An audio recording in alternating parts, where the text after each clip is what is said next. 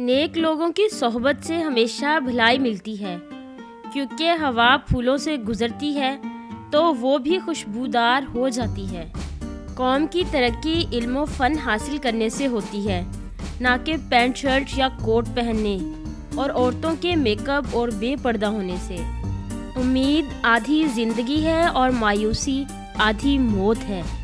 अगर हक को पहचान नहीं सकते तो बातिल के तीरों पर नज़र रखो, जहाँ लग रहे हों वही हक है। दोस्त वो है जो दोस्ती का हक दोस्त की गैर मौजूदगी में अदा करे और गैरों की महफिल में उसकी इज्जत की हिफाजत करे। अपनों से इतनी शिकायतें मत किया कीजिए कि कहीं ऐसा ना हो कि शिकायतों को दूर करते करते वो खुद ही आपसे दूर हो जाएं। धोखा खाने वालों को तो वक्त के साथ साथ सुकून मिल जाता है, लेकिन धोखा देने वाले को कभी सुकून नहीं मिलता। इंसान सब कुछ भूल सकता है सिवाय उन लम्हों के जब उसे अपनों की ज़रूरत थी और वो दस्तयाब नहीं थे। दुश्मन से हमेशा बचो और दोस्त से उस वक्त तक जब वो तुम्हारी तारीफ करने लगे।